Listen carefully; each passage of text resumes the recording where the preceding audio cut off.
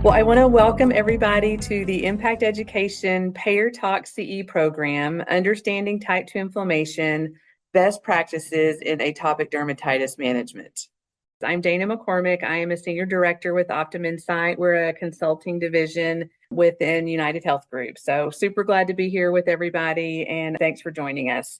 This PayerTalkCE program is jointly provided by Partners for Advancing Clinical Education and Impact Education, LLC.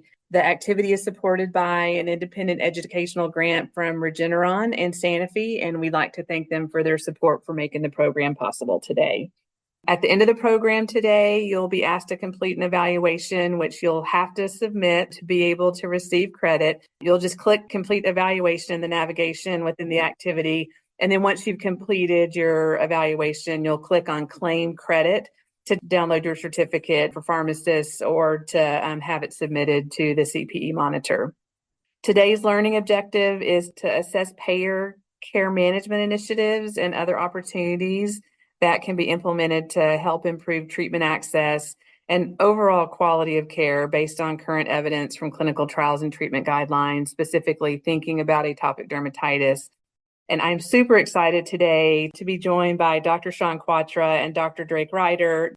Dr. Quatra is an internationally renowned dermatologist and clinical leader in skin of color research, as well as chronic inflammatory skin diseases, including atopic dermatitis.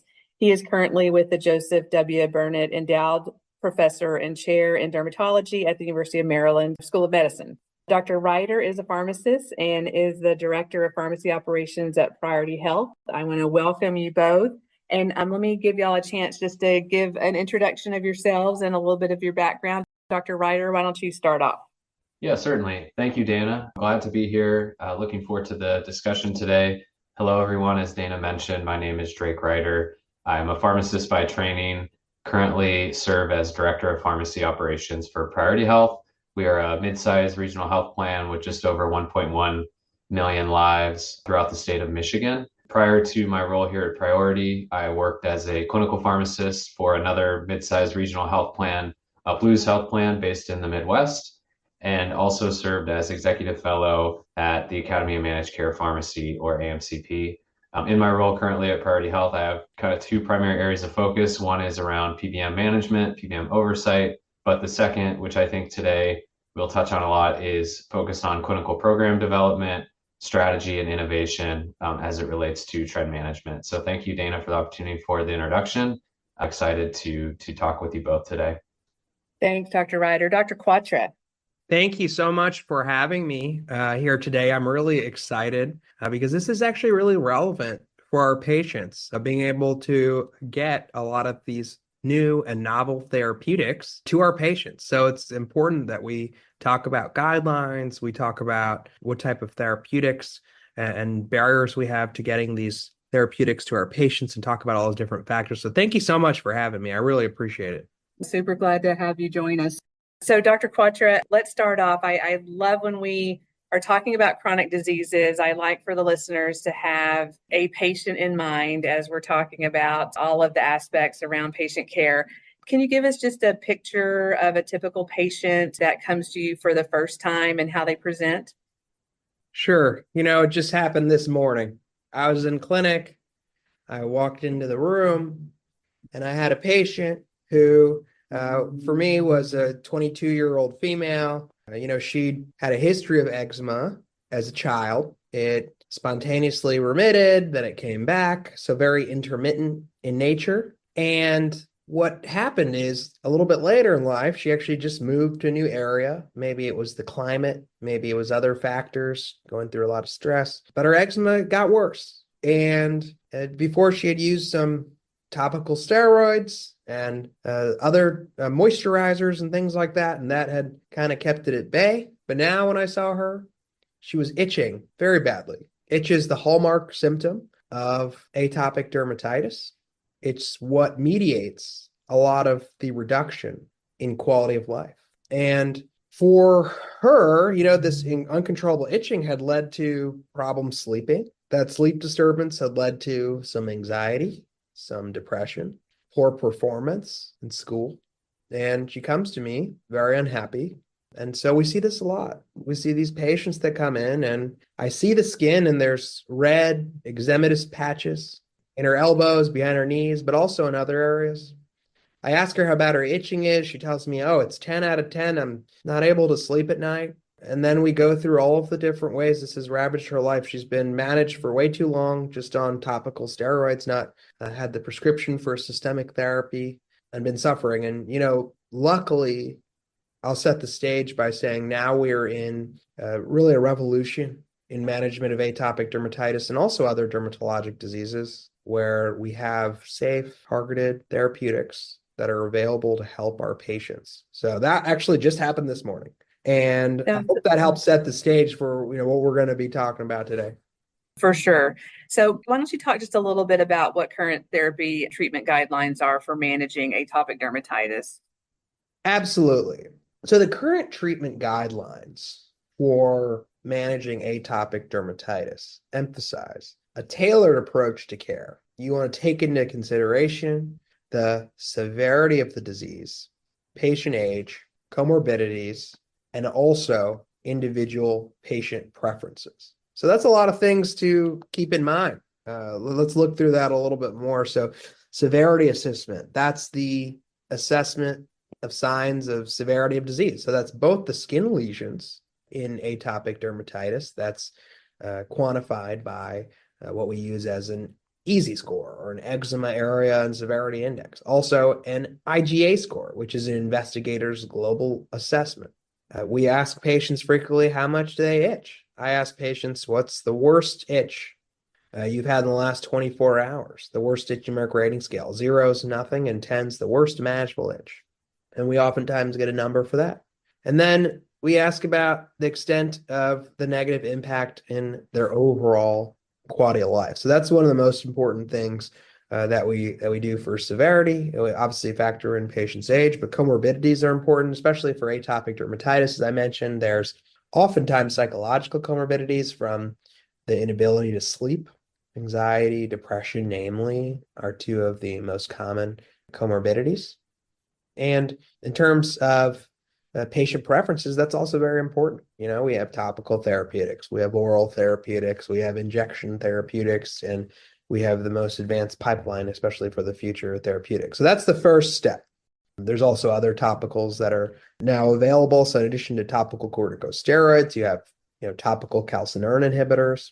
Topical calcineurin inhibitors were approved a long time ago now, namely pimecrolimus and tacrolimus. They actually offer modest benefits at best. They oftentimes have stinging associated with application at the beginning. Luckily, they're steroid sparing. There's also many side effects of topical steroids. So one of the biggest side effects, you can have atrophy, you can have striae, you can have telangiectasias. And those are big deals because this is a chronic disease. And the current first line that a lot of derms do is they give folks topical corticosteroids and say, hey, use it twice a day for a couple of weeks. But the problem is you can't use it chronically. You have to take a little bit of time off to make sure you have a break so you don't get these side effects like the skin thinning, the skin hypopigmentation that oftentimes happens in skin of color patients as well, or the striae. But when they take time off, then they flare again. So that opens the realm for novel therapeutics. We know that crisaborole ointment was approved in 2016 as one of the first phosphodiesterase 4 inhibitors. Also ruxolitinib cream, which is a JAK1 and JAK2 inhibitor. And subsequently to that time, there have been additional approvals. Now we have topical roflumilast as well, which is another phosphodiesterase 4 inhibitor as well. So many of these other therapeutics. For people with atopic dermatitis that's refractory to topical therapies, treatment with phototherapy or systemic therapies can be considered. For phototherapy, it can be a little bit complex because currently we mostly do it in clinics, dermatology clinics and phototherapy treatment centers. And in those setups, you have to go to the center 2 to 3 times a week. Even just for 10 to 20 minute visits, just if only a few minutes in the light box, you still have to go a few times a week. So that's tough, right? People's lives, their families. Having a home unit phototherapy unit's also establishing its own level of complexity. So that's also less common overall. And then systemic therapies being considered next for a majority of patients who don't do well on topical therapies like topical steroids. Once you do get to systemic therapies, what we know is that there are biologic therapies. Of course, there's multiple biologic therapies, and then also JAK inhibitors that have been improved recently. Really, a lot of new therapeutics. So dupilumab was the first biologic to be approved in 2017, targets IL-4 receptor alpha, so it's targeting the signaling of both IL-4 and IL-13. Tralokinumab targets the signaling of IL-13. Then you have the JAK inhibitors targeting JAK1 signaling, upadacitinib and abrocitinib, which are approved in the United States. And then, there's also baricitinib approved in Europe, which is JAK1 and JAK2, but not in the US for atopic dermatitis. Then you have a lot of old immunosuppressants that never had formal phase 3 trials, things that really only have a conditional recommendation like methotrexate, azathioprine, cyclosporin, mycophenolate, systemic corticosteroids. Unfortunately, these things are still used a lot, especially corticosteroids, which have pretty terrible side effects because of payer coverage and this emerging concept that we're talking about today. So hopefully that's a good overview about current treatment guidelines. Basically, the summary is taking into account patient factors, severity of disease, patient-reported outcomes, and objective physician assessments of skin disease. And then for atopic dermatitis, there's traditionally topical steroids, now novel therapeutics, but for patients that are refractory to that, phototherapy is an option, oftentimes because of convenience. That can be difficult and also slow onset of activity. So we have multiple biologic therapies and oral JAK inhibitors. Thanks. So it does sound like there are a lot of recent updates to guidelines as well. Dr. Ryder, can you talk a little bit about the value that clinical guidelines provide to you as the payer, specifically as it relates to the management of atopic dermatitis? And can you talk a little bit about kind of how the guidelines influence coverage decisions, how you allocate resources, and just the overall goal of optimizing both clinical and economic outcomes for patients? Yes, absolutely. Thank you for the question, Dana. And I just want to say a quick thanks to Dr. Quatra for that great overview. I know I learned a lot about the guidelines through that. So thank you for that. In terms of, the question around guidelines and value to payers, I don't think I have to explain too much to this audience about sort of the history, behind that. But I think anybody sitting out there listening is probably thinking to themselves, a lot of these payer organizations have clinically trained pharmacists, sometimes even physicians who are, evaluating newly approved therapies when they're making formulary decisions. And, these folks are trained. I know I was trained through pharmacy school that clinical guidelines are highly valuable when it comes to, making care decisions. And I think that is translated over to the managed care side of things as well. So I would say overall, clinical guidelines are very important. When you think about the process for how a drug gets evaluated, whether it's newly approved, expanded indication, payers typically have a process in place, usually through Pharmacy and Therapeutics Committee, to evaluate that. And when you think about what they're looking at, there's usually a list of things that they're evaluating. And a lot of times at the top of that list, you'll have the FDA labeling, obviously, since that's so critical. Any sort of confirmatory trials or studies that are included within that labeling are typically evaluated as well. But then alongside that, I would put, clinical guidelines kind of almost as a 1B behind the FDA labeling as a 1A when you think about what information those pharmacists are looking at when making formulary decisions, writing clinical policy. So I would say overall, it's highly important. I think especially, when you have a disease state like atopic dermatitis, where there's so much out there, there are certain disease states where it's a little bit more linear. There are fewer drugs available to treat that. But when you think about atopic dermatitis, and there's so many things from topical to injectable, systemic, even the phototherapy, there's just a lot. And I think guidelines help provide, a framework that payers can use in understanding, how are providers viewing treatment? What are some of the best practices that we can consider with that? To speak a little bit to your question around, how does that support the overall goal of improving clinical outcomes for members?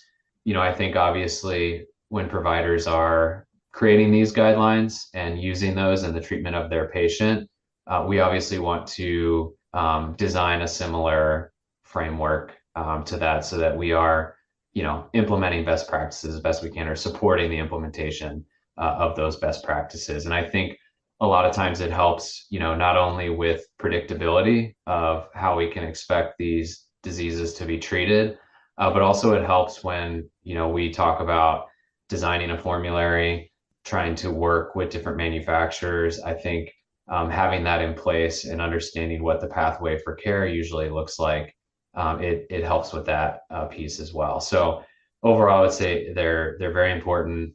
They're utilized quite a bit, and it's interesting to hear Dr. Quattro's perspective as well about the various types of guidelines, because I would say, from a payer standpoint, typically, we're looking at all of those guidelines from all of those different groups, and understanding where is their alignment between those specialists, and where are key areas of differentiation as well. So looking across all different guidelines for those, and overall just very important in that process.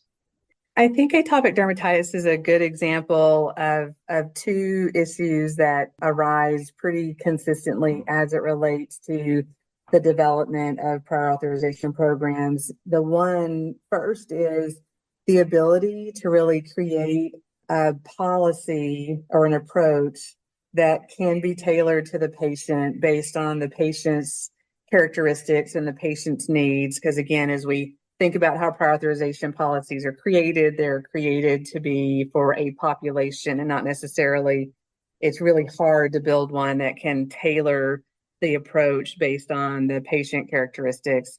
The other is trying to mirror, especially when you're using the FDA label, is using things within your criteria that actually apply in daily clinical practice. And so again, the use of things like easy scores and IGA scores, like those kinds of things that are put forth in the trials to show outcomes, but may not be actually what's going on in practice all the time. So I think those two things are things that are, again, I think those are two pretty standard issues. Dr. Ryder, how, like when developing criteria, when y'all, like again, when there are things like kind of an imbalance in terms of what's been used in a clinical trial versus how practice is actually, done day to day, how do you deal with that? Yeah, no, that's a good question. And, I think your point around prior authorization policies, utilization management typically being designed for a population, I do think that is an area, where payers oftentimes struggle. I've seen some innovation occurring out there where, whether it involves kind of a genetic testing component or potentially involving, they always say every patient is unique, every patient responds differently. I've seen some programs that are starting to integrate that. And I think a lot of times, at least in my experience, what I see payers doing is they'll still utilize a prior authorization process, but working to incorporate things like this where it's applicable. So it's not just simply, lab value, trial of drug X to get to a specific clinical pathway. I've also seen, some payers out there who are trying to leverage data in a unique way, and not just their own claims data, but also EHR data and provider data, or partnering with organizations that do this to try and develop more of that tailored approach, if you will. I thought it was really interesting when Dr. Quattro kind of led with that in terms of what do the guidelines say.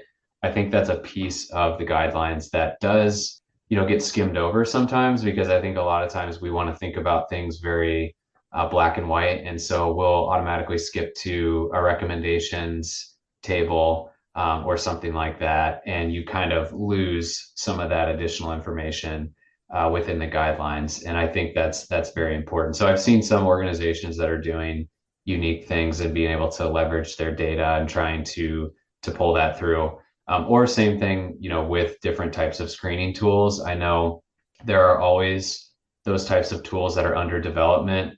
Again, I think as pharmacists, sometimes we don't look at that as closely as the drug portion because, our expertise is in the pharmaceuticals. But it is an important part of the guideline. And I think as those continue to be developed, as data also gets published around those and the validity behind them, I think trying to incorporate those as well and, sort of designing policies where providers maybe are able to choose which screening tool is used rather than dictating those. And, having sort of a menu to say within a policy rather than a hard and fast requirement of a specific type of screening tool. I think those are all just different ways that I've seen payers trying to adapt. And I don't know, at least in the short term, I don't think there's necessarily going to be complete removal of prior authorization or utilization management, but sort of an adaptability or an enhancement of that.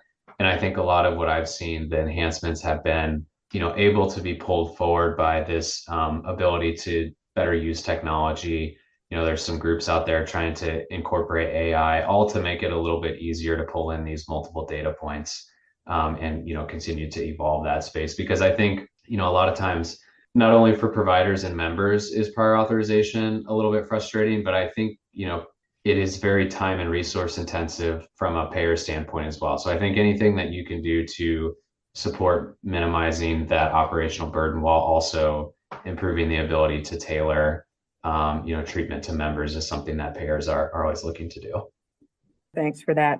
Dr. Quatra, can you talk about, I know one of the things you mentioned earlier was just, again, lots of new therapies that have come to market that have really kind of changed the way atopic dermatitis is being treated.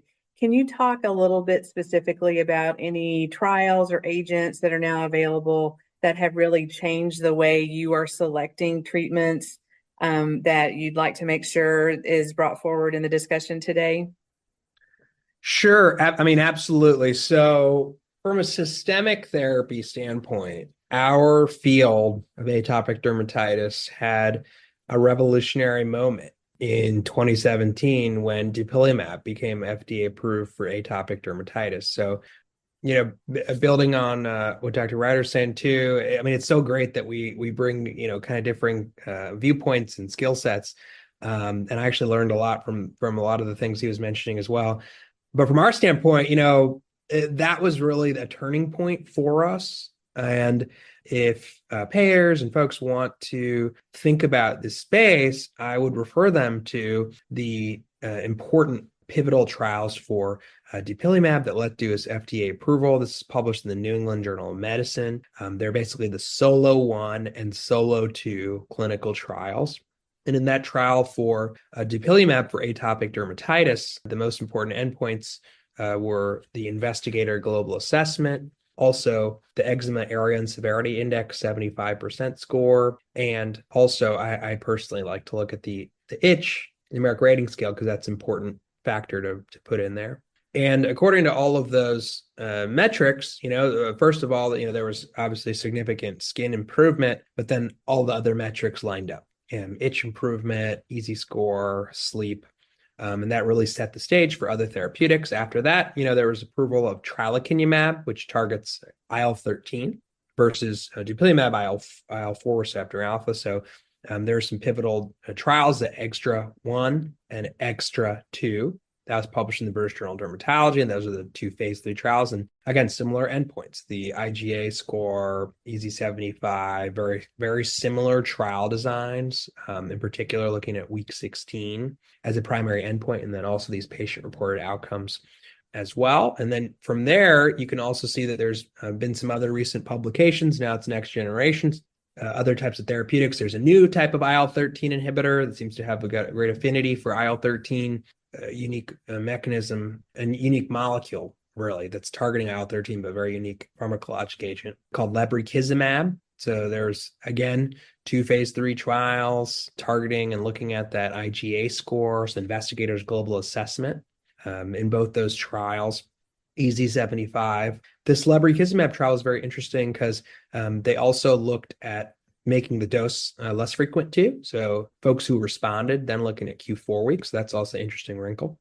Then moving on, there's another trial that was recently published in The Lancet for nemolizumab, Arcadia 1 and Arcadia 2. That's nemolizumab with topical therapy as well. Both of those are from phase 3 trials. And that was, nemolizumab's approved for prurigo nodularis, not atopic dermatitis at this moment, but expecting that at some point soon. So those are the key big ones that are published in terms of biologics. And then also it's very important that I mention that the JAK inhibitors have really important phase 3 trials. So upadacitinib and also abrocitinib, the JAK1 inhibitors, very rigorous phase 3 trials. What I like is both of these JAK inhibitors, there have been separate trials comparing them also to dupilumab, where you can see a rapid fast activity with the JAK inhibitors. You can also see that over time, the dupilumab seems to catch up as well. So those are all great. And then things in terms of other therapeutics, there's also new therapeutics, OX40 inhibitor, rocatinlimab, which has phase 2 data published and then a phase 3 and just a press report about it. There's also amlitelimab, so that has phase 2 data and also phase 3. It's ongoing now. So that's the next generation. Those are the pivotal ones systemically and orally. Topically, I'd just like to mention topical roflumilast approved recently. There's also data for tapinarof from the Doring trials as well. And then finally, ruxolitinib, which does have phase 3 trials as well. So those are pretty much the overall landscape of the therapeutic landscape in terms of pivotal trials that are available, that have helped us decide how to select agents. And what I would say is now we're hitting a time point where there's additional trials trying to gain a little bit of clarity about which trials, like for example, upadacitinib has a trial now comparing the 15 milligrams upadacitinib with dupilumab. And our lab also has been studying molecular heterogeneity in certain populations, like skin of color patients, African-American patients. That's something important to factor in as well. So, very exciting overall. That we now have a lot of evidence and we're just continuing to generate and accumulate evidence. So we're able to think about these therapeutics objectively, increasingly having more head-to-head trials, and it really exploded. Almost too many trials. It's hard to keep everything straight. Dr. Ryder, Dr. Quatra just kind of talked a lot about some of the pivotal trials and emerging data. How do you, in your role, keep up with that, the emerging data and all of the other information that's coming out in addition to clinical guidelines, and how do you marry those? Yeah, that's a great question. I will say again, this is probably a gap that a lot of payers have. I've seen situations where there are larger payers that maybe have more resources, that have more of a dedicated team, whether it's in pharmacy, medical, elsewhere, that are doing nothing but evaluating the latest literature to come out. But I would imagine that there are a lot of payers out there that are smaller in size that unfortunately don't necessarily have a dedicated resource to do that. And so there's a lot of, either waiting for the next guidelines to be published or waiting for an additional approval to occur that incorporates some of those trials. So I think that presents a lot of opportunity to, do a better job of that. And whether it is, establishing a dedicated team member or team to focus on that, or in hearing Dr. Quatra talk a little bit about some of the pivotal trials that he and his colleagues are looking at, or even some of the patient-reported outcomes that he was talking about, I think it presents a lot of opportunity for payers to, try to do more communication directly with providers, whether it's, internal with some of the specialists that maybe you have on staff, or if there are provider groups within the network that you are looking to build relationships with. I think just a simple exchange of that information is good. And it might, seem a little bit straightforward, but even understanding, hey, what are the trials that you're looking at? What data are you evaluating? And if there's a difference between that and what's in the guidelines or what a payer organization is using, understanding why those differences exist. Again, that might not necessarily change any of the sort of core processes, but I think just a simple exchange of that information is helpful. And I think for patient-reported outcomes, there's even a larger opportunity simply because providers are going to understand that better than anyone, and how a patient-reported outcome actually correlates to, a lab value or a true clinical change, whereas payers oftentimes have to look at that as like a secondary endpoint within a paper, which can be very difficult to do and to quantify. And there's oftentimes not a lot of confidence in doing that. So I think there's a lot of opportunities there for some of that, more informed communication, and whether it's its own form of communication, whether it's tacked on to, if payers are trying to do something with biosimilars or other types of programs, I think there's a lot of opportunity to, pair those together or do it as an independent type program. Dr. Quattro, how do you measure success in a patient? So thinking about patient-reported outcomes and the difficulty in including those into guideline approaches, how do you measure success for a patient on therapy? Such a great question. So it's multifold. I first ask patients, how are their symptoms? How is their itch? How is their sleep? I personally use some metrics like the itch rating scale. It was at a 10, now it's at a 2. That's great. Then we look at their skin, because in eczema you have these active lesions, and we grade the improvement in their skin lesions. So variety of factors. I think we use some objective metrics like the skin. We also delve more into patient-reported outcomes as well. But, it's pretty easy to see the difference. I can think of a situation this morning where I saw a patient, and just by, seeing a smile when before there was misery, you can get the sense of what type of change we can make in people's lives now. So I'd say a combination of factors, and the gestalt, physician's touch. Dr. Quattro, we've talked now a lot about the therapeutics that are available for patients and some that are coming and being studied. From your perspective and from patients' perspective, what are some of the biggest barriers to treatment for atopic dermatitis? And could you comment just a little bit on patients who have a darker skin tone as well, and how that's differentiated from other patients that don't have a darker skin tone? Absolutely. So I think this is a great question. The first thing to point out is that atopic dermatitis is a little different from psoriasis. Psoriasis is probably the first dermatologic disease that had such a rapid evolution of new therapeutics. And psoriasis is more chronic or static in nature, and that the disease remains pretty predictable and chronic. With atopic dermatitis, you have periods of relapse. So you have a chronic, but also a relapsing, intermittent, relapsing, remitting nature to it.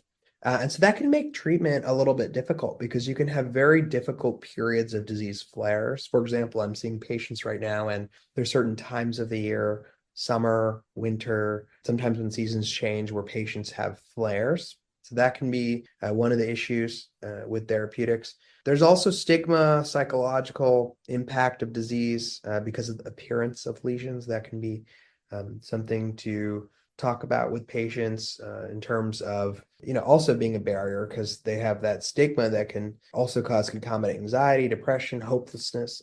That's difficult.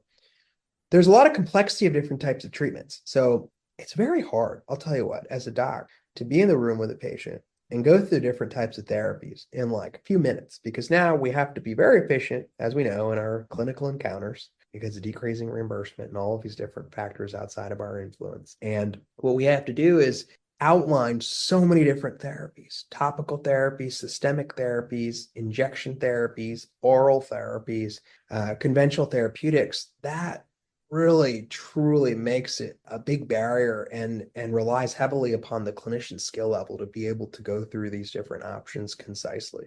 Also, limited access to dermatologists. There's still not that many dermatologists.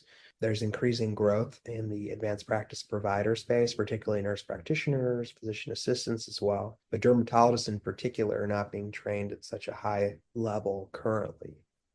In terms of skin of color patients, many African American patients with atopic dermatitis present differently. So they can have papular disease, so small bumps instead of classical eczematous lesions. They can also have involvement of the extensors, so the back of the arms, the back of the legs, the knees. They can have extensor involvement as well.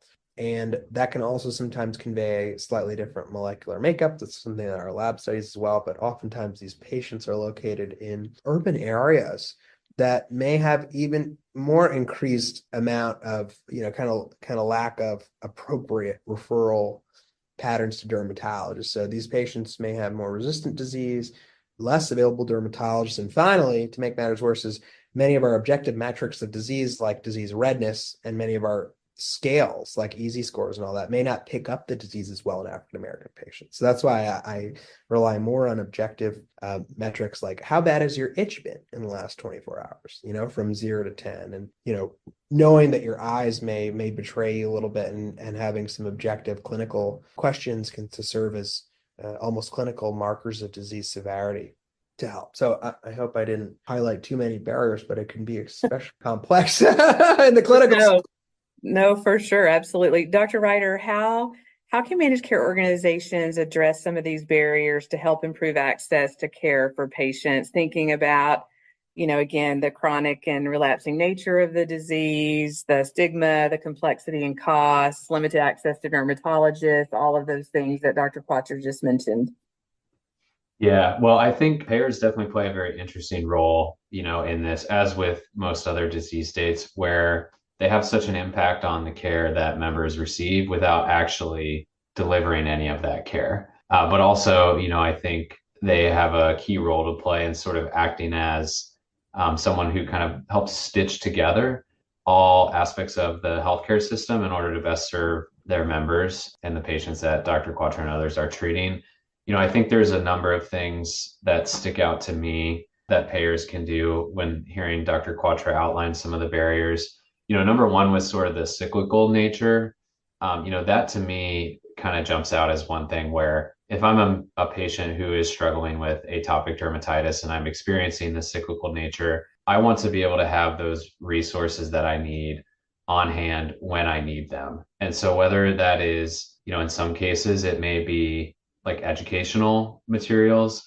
It sounds like a lot of that occurs mostly between the provider and the patient, but having that information readily available to me, when I maybe start to have a flare up and I need to go access some of that. And I think payers can play a key role in that, whether it's, simple things like having something within their own, website that members can visit.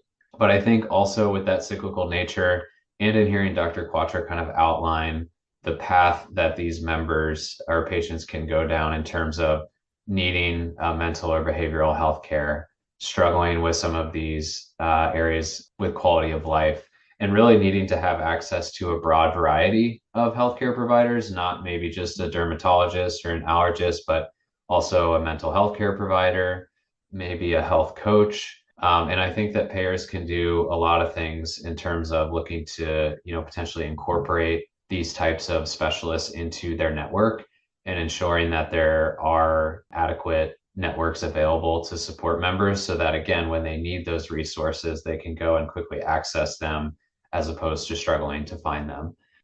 When those aren't available, or as Dr. Quattro outlined, if there's accessibility issues due to living in a rural area, or maybe just a general shortage of some of those providers, I think leveraging technology, so things like telehealth, you see it a lot in the mental health space, but I've seen it in dermatology as well, where there are these organizations, companies that have these sort of telehealth tech-friendly platforms that allow members to quickly connect to a provider versus, having to schedule something or drive, a really long distance. And so I think incorporating those types of programs either directly into a network or having it as a standalone program, I know that stands out to me specifically when I think about my role in clinical program development and what do members need to help fill some of those access gaps. I think that's another big area. And then the other one, kind of along the same lines, I think there's a lot of buzzwords thrown out there around like a patient-centered medical home where a patient kind of sits in the middle and all of their providers are working with them. And, I do think that payers can play a part in that, whether it's, designing a standalone program where, there's sort of a central provider that helps take care of those members and they can facilitate some of the data sharing, some of the information that goes back and forth between those providers. or looking to partner with an organization that helps do that for some of those members. I think those are all, some of the big things that stick out to me. But there's simple things too. A lot of payers have programs in place, whether it's a care management program that, could incorporate atopic dermatitis into it as an area of focus, where maybe you have clinical folks internally that specialize in that area that could help to navigate patients through some of the care that's needed.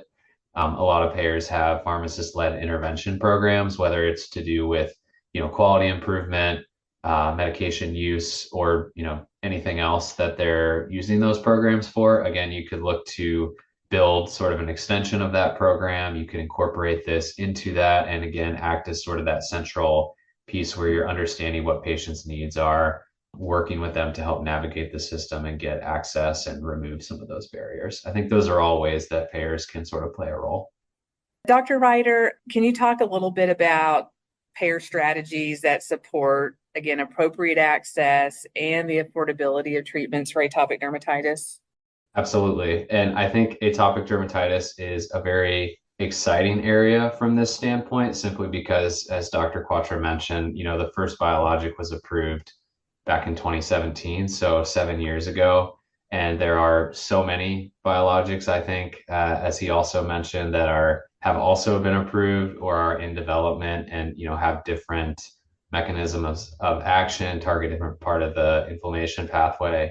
And so I think, when thinking about this specifically, when it comes to formulary contracting strategies, one of the most common strategies that payers will implement is to use sort of a tiered formulary where there's a preferred agent and then obviously a non-preferred agent. And within that, a lot of times the clinical data is utilized from some of these clinical trials to basically help develop these tiered formularies showing, most cost-effective, clinically effective drugs are typically at the top in terms of being more preferred. So that's one strategy I think that gets used quite a bit, especially now as more biologics continue to come and you're starting to see more direct head-to-head comparisons within clinical trials. I think that's also always really exciting for managed care organizations and payers to be able to get their hands on that type of data, because oftentimes when drugs first come out, there's not always that type of data available. So that preferred status and tiered formulary is really a key way that payers support or help mitigate some of those costs. Another thing I think that's interesting with these drugs a lot of times too, because they are immunomodulators and they can be used for a variety of different disease states. A lot of payers will look at, how can we use a particular product across multiple disease states or indications? Because if you think about, from the standpoint of expanding that to a bigger patient population, a lot of times that by increasing that number of patients who receive it, they gain a little bit more opportunity to, maybe negotiate a better rebate or help to keep some of the overall costs down, because there is that higher N number, if you will, of patients who are going to receive that. So you'll see that quite frequently as well. I think payers use a lot of that. And then, another thing I think they do that's a little bit less mature, but value-based contracting is another area. And I think that this could be an interesting one in atopic dermatitis, simply because it does need to be a tailored approach. And, there may be one manufacturer that thinks that the way they've designed their study or the way their drug works might be more effective. And so there's opportunities for payers to design some of those value-based contracts, again, where even if you are, paying more for a particular product, if you're driving a better outcome, that overall lowers the total cost of care. And, as Dr. Quattro mentioned earlier, you have all these downstream impacts of needing mental health care because, you're unable to be productive or you can't sleep at night. And so if you're gaining in those areas, a lot of times, value-based contracting is a great way to do that. So those are some of the big ones that I see in terms of programs or things that payers do to help mitigate some of the costs. Thanks, Dr. Ryder. Really, I can't say thanks enough to both you, Dr. Ryder and Dr. Quatra, for sharing all of your insights. I hope everybody found it as insightful as I did. I want to make sure and thank Regeneron and Sanofi for their support in helping make this activity possible. And though, please make sure you click the complete evaluation. And then again, once the evaluation is completed, you'll be able to select the credit, and then the information will also be sent to the CPE monitor for pharmacists. So thanks, everybody.